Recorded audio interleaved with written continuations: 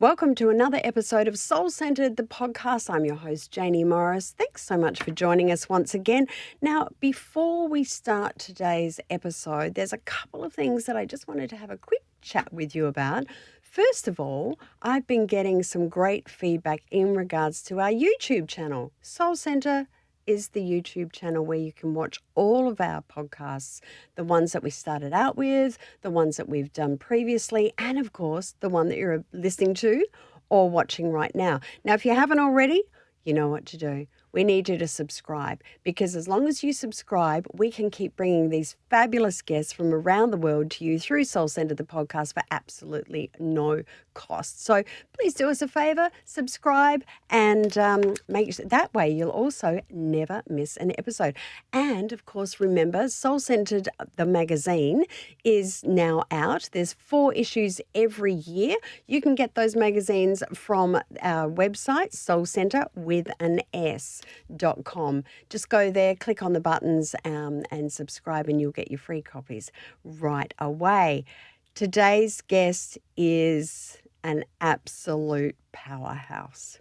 Now, you know Soul Sentred is all about good health, well-being, fitness, longevity, biohacking, and all of those elements that we're all into right now. But one of the things that is really overtaking all of that, but encompassing it all and bringing it all together, is AI. Our guest today has absolutely mastered the world of AI. I know, you're shocked too, right? So am I. How can you master AI? Well, the reason that she's been able to do it, in my opinion, is because she's taken the fear out of it.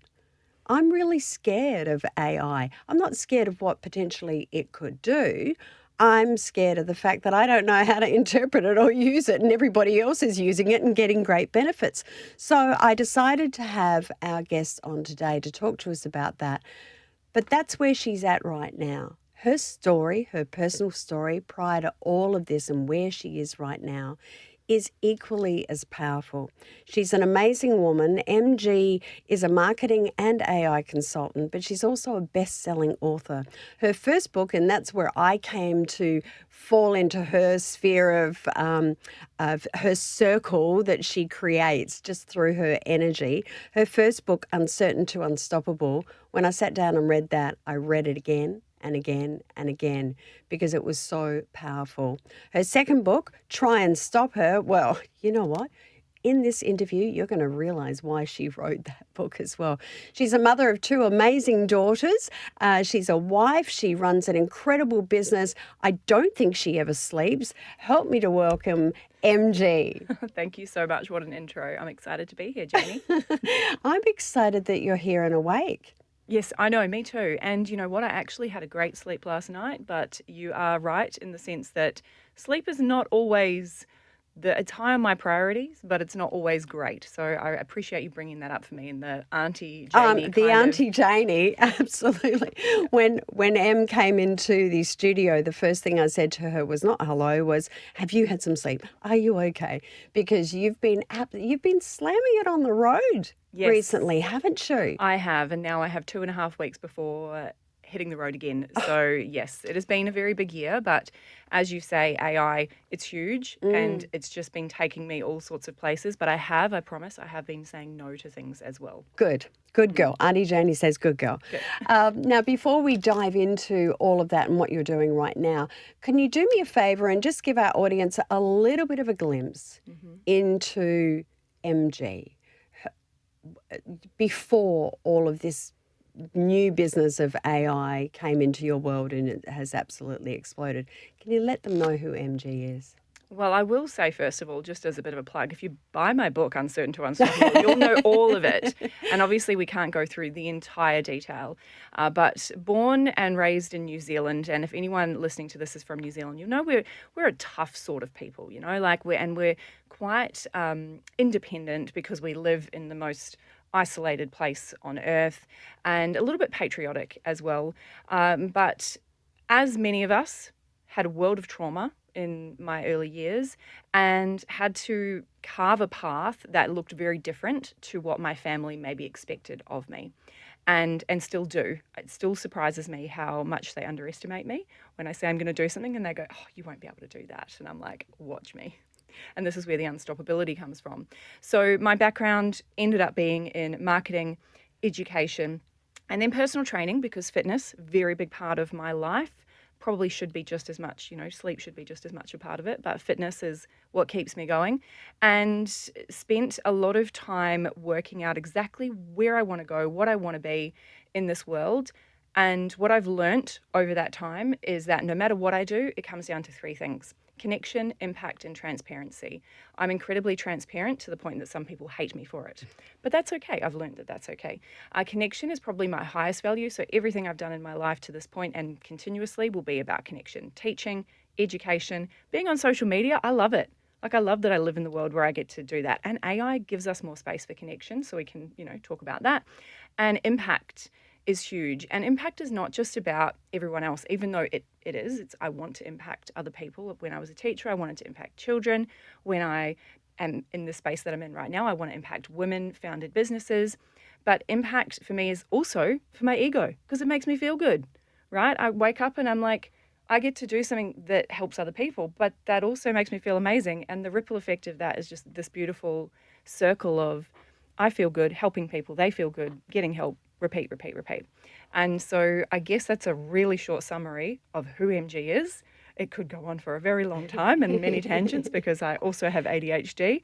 But like I said, if you get the book, you get the full story. Yeah, and as I said, you've got your own family, you've got your two kids as well, and they're referring back to your New Zealand family, here you are in Australia.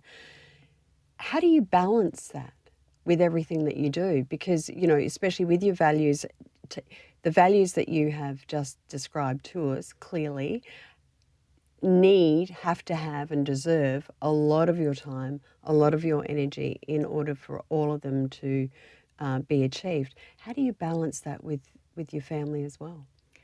I think the word balance is a really interesting word.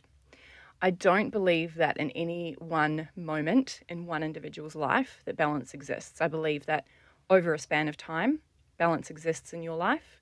And I believe that in terms of the world and the universe, there is always a balance of some kind. Mm-hmm. But like right now, balance in terms of the different parts of my wheel of life, it's not in balance. And when I try to make it in balance, I find that actually stresses me out more. Is that right? Yes. Okay. It's better for me to look at the way that I operate, in the sense that I can do a hustle for a short period of time. I can't do a marathon. So I can do a sprint. Mm-hmm. So I know that if I book in, September was a month of sprinting, right? So I know, as I said to you before we hit record, anything that was about to get added into my calendar that wasn't already there for September, I need to say no. Now, that doesn't mean that September's not a crazy month and there's no quote unquote balance. I'm not sleeping as well as what I should. I'm not necessarily exercising as consistently as I should, because I'm doing a lot of travel. But what the balance is overall in the year is that I intentionally then say no to things that are coming up next month and November and even December. I'm not doing it, because over the year I need to have that balance so that I can have the sprint versus the relaxation time. Yes. And that is how my energy works best. Yeah, amazing. Thank you. What for our listeners and our audience who are watching us on YouTube, this episode, this interview with you, this chit chat with you is going to be action-packed as far as what we're going to dive into with your business in AI. What a snapshot. What would you like our audience to know, or what message for them to be prepared for that they're going to get out of this today? I think you hit the nail on the head before when you said that AI is scary in the sense for you that you don't know how to use it. And so the message I really want for people to get out of today is that it's about a mindset shift in the way we view it and the way that we learn. Because it's not actually a new technology, but it's new to us everyday individuals, and it can make everyone's life easier. And if you tune into that and what's possible around creating space for more connection, then you'll start to see the benefits of it and overcome that fear despite the fact that it is new, because no one was born today knowing how to use AI. Yeah. Well, back in my day, no one was born knowing how to use a mobile telephone because it wasn't there. And I Yeah. still So, remember the day yeah. that iPhones came out. My friend Greg had this iPhone and, like trying to tap the little letters on the screen. I was like, no one can do this. Like, my fingers are too fat for this. Like, no one, this is not going to take off. And here we are. That was 2008. And, Yeah. Well, little did I know back in the day when I used to watch a television show that was called Get Smart. Little did I know that when I'm out running now, that I'll hear a noise in my earpods, and it'll be a telephone call from one of my kids, and I just press it and I keep running on. I often people actually, when they see this happen, sometimes I get the look because I automatically get my watch and put it up to go, hello. Yes. Hello. That's exactly what my mum does too. It's quite funny. Yeah. Whereas Yeah. other, people in their early 20s, they just keep running and Yeah. talking. And Yeah. for me, I look at them and I think they're talking to themselves, but they're not. They're on the phone. Yeah. Now, when was the moment, if you can remember, or what was it that made you go, AI is my jam? It was quite a significant moment. I was traveling, of course, wasn't having a lot of sleep, and maybe that's a superpower in a sense that, when you aren't sleeping well, you end up feeling quite sleepy quite often. So I was kind of in my subconscious mind away on this business conference. They called it a retreat. It was not a retreat, it was a conference. And I didn't feel in alignment with what I was doing in my business. I was running a marketing and mindset mastermind, MMM, marketing and mindset mastermind, and I felt like there was this big shift happening. This is 2023 in the world. We were already starting to see this global economic shift, and AI had just exploded onto the scene. And I was feeling unaligned and wasn't sure what it is that I should be doing next. And when ChatGPT came out and I started playing with it, I thought, what if this is the answer to so many of our problems, not just small business, but medicine, the healthcare industry, the education industry, don't even get me started, because I'm an ex-teacher. That could be a whole episode. I thought, what if this is the solution to all of the issues that we are having? And I went all in because I thought, well, the options are either I'm unhappy and I keep being unhappy in what I'm doing, or I pivot and see what happens. And, what's the worst that can happen? The worst that can happen is I'm unhappy. And I'm like, well, I'm already unhappy, so let's take that move. And so I had a conversation with my husband and said to him, look, I'm going to burn down half my business. So I got rid of my mastermind, and that was 50% of my revenue, to go all in on this. And he goes, oh, here we go again. Because, he married me and totally forgot that I'm a crazy person. I don't know how he forgot that. And so it was 3 months that I couldn't pay myself because I was going all in, learning. I spent $10,000 at that point in time on getting someone to build me a bot and show me as they were doing it how they did it. And I knew when I invested that money that there was the potential that in the time we spent building, 6 months, that the technology would surpass what we were doing and it would have been a waste of time. And that's exactly what happened. So not only did I not pay myself for 3 months, but I spent that $10,000, I'm not going to say unnecessarily, because I actually learned so much in the process. I knew the risk and I'm glad that I did it. But still, it's very interesting to see just how quickly that technology has evolved, and it was still worth it because of what I learned. What's a bot? What's a bot? Oh, this is such a good question.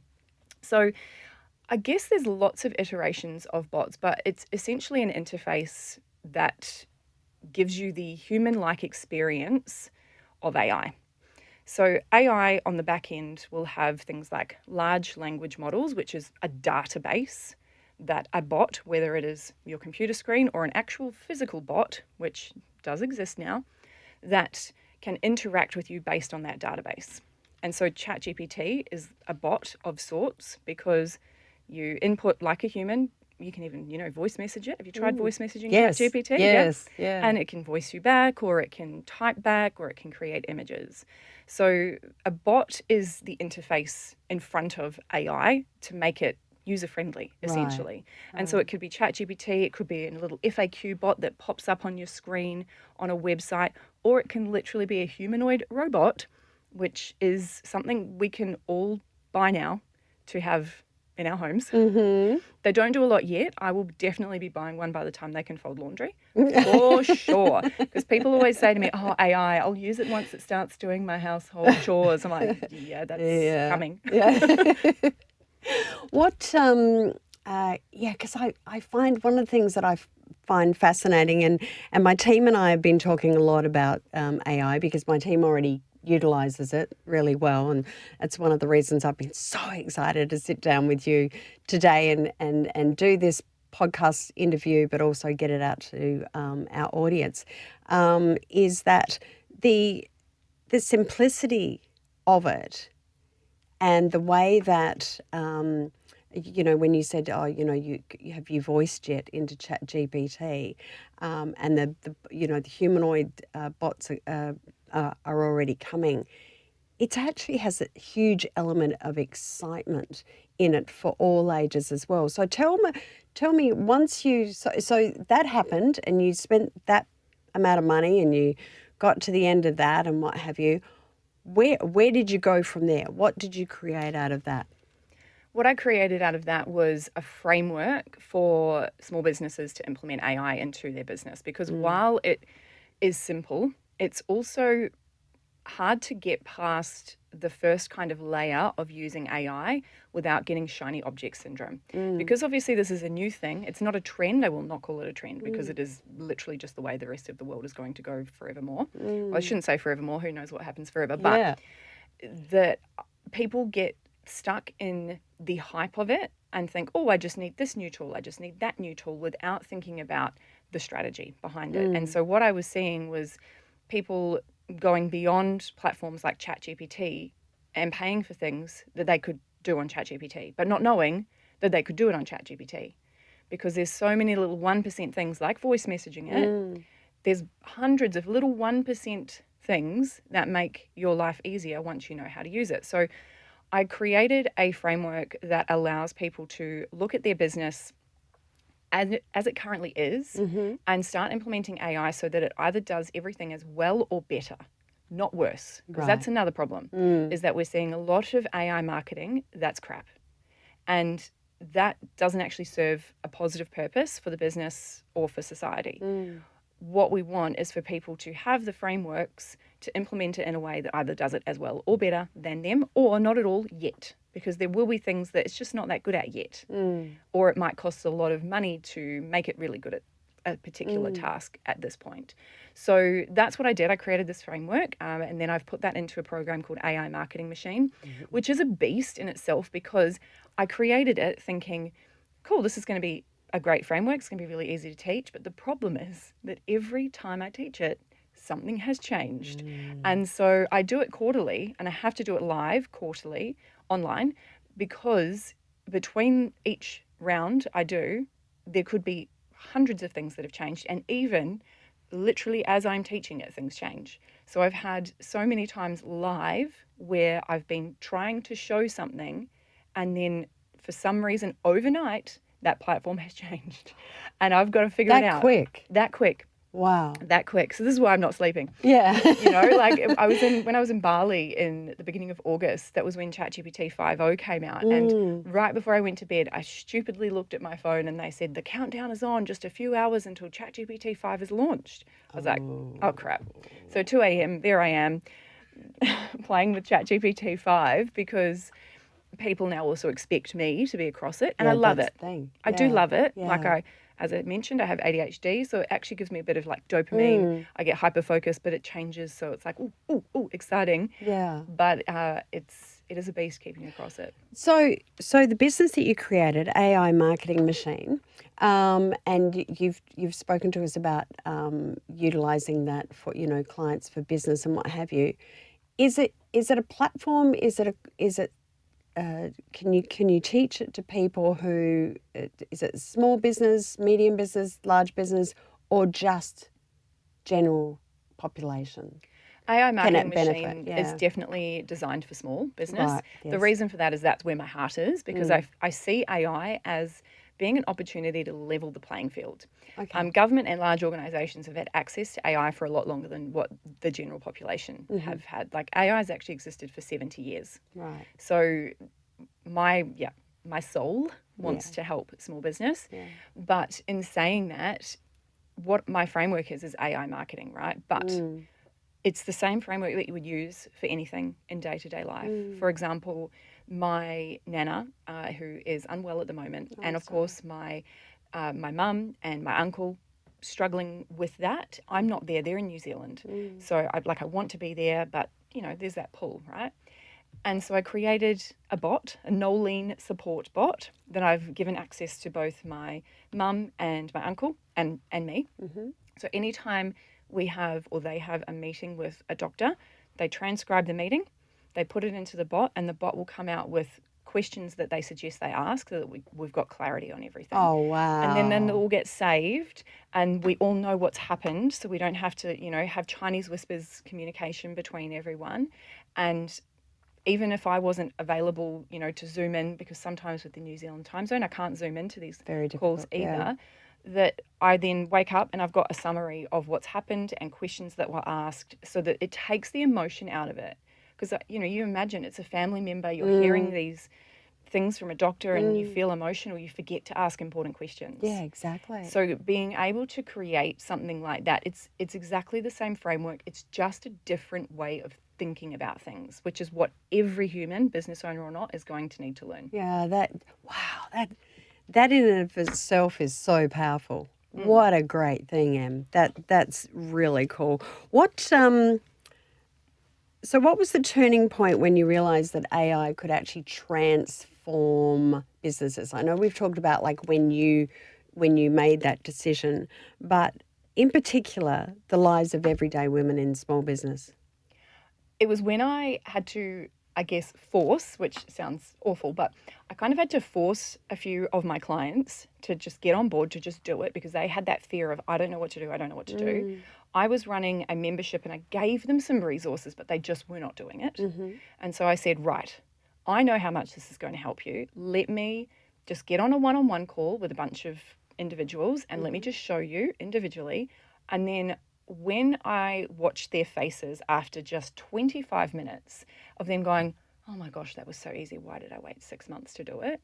And the result they could see, that mind-blowing moment, their eyeballs like popping out of their head, and then the ripple effect of ideas, that is what makes me realize just how much is possible. And on top of that, every time I teach it, people come to my online classes and they come up with ideas that even I haven't thought of. They'll say, what if this is possible? I'm like, oh, that could be possible. Hold on, let me think about that for a second. I'm like, yes, that would work if X, Y, Z.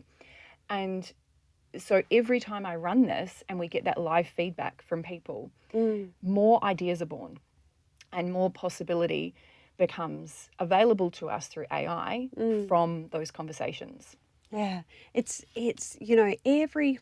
I'm sure our audience at home or wherever they're listening to this, and I always remind you, if you're listening to this at work, make sure you've got it on your earpods and not on a loudspeaker because your boss might be upset with you.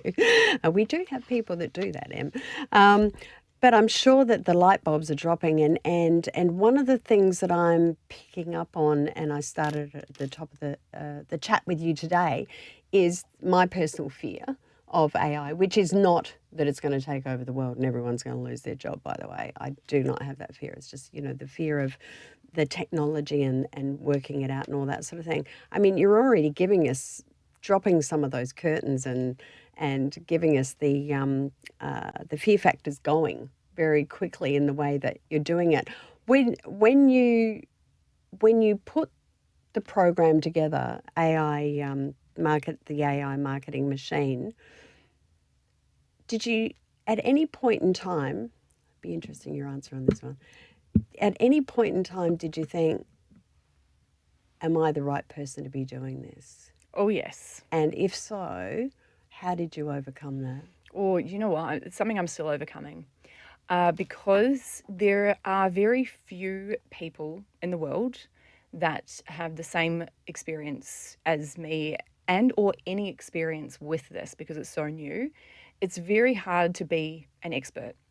And going into this, the person that I worked with on this bot, she had a data science degree. And I started off thinking, I need to get a data science degree. And I even started looking into it. And once I started looking into it, I was like, what a waste of time that would be, because every degree that exists now is going to be outdated each semester because there are so many things changing so quickly. And so what I have focused on is bringing together my areas of expertise, which is teaching, because I'm actually a teacher. I am actually a marketer as well. And then also being actually the person that had no friggin' idea what AI was when it first came out. Therefore, I am the best person to teach that because I can say it in layman's terms. I'm not a tech bro. I'm not boring. I'm not a data scientist. I can communicate. I shouldn't say that no data scientists can communicate, but they're a different breed of human. Yeah, and they that's are. okay. That equally as important. Everyone has a different role. Now, I say this to you, this is the pep talk I've had to give to myself, because there are people that are quote unquote more qualified based on the fact that they maybe have a data science degree, all sorts of other things. What has happened over the last 2 years is I have become one of the people that is spoken about often, particularly in Australia and for women in business, when it comes to AI. So in Facebook groups where AI comes up, my name is tagged over and over and over and over and over again. And people have come to know me as that person, and it's really only been in the last 6 months that I've gone, yes, I'm an expert in this, in the way that I'm able to put my skills and my knowledge together. But I've certainly had to, and still overcome imposter syndrome and think, how can I do better? But also at the same time, I think that's a good thing. I need to constantly be learning how I can do better and what more I could be learning. Yeah, exactly. We have got a huge amount to talk to you about.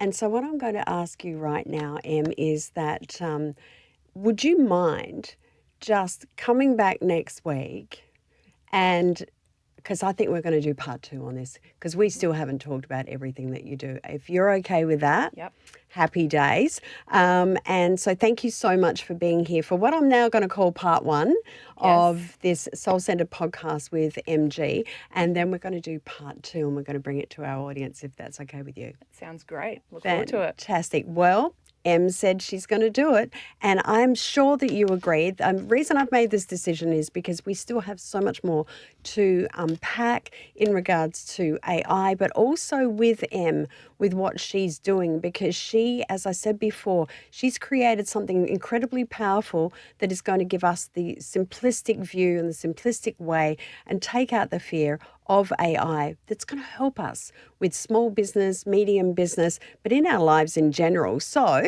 you know exactly what to do. If you have not already subscribed to wherever you're listening to this podcast right now, do it, because that way you'll be alerted as soon as part 2 with MG of Soul Sentred, the podcast, comes up. So wherever you are in this amazing, beautiful world of ours, I hope you're having an absolutely fabulous day, and we will see you again next week on Soul Sentred, the podcast.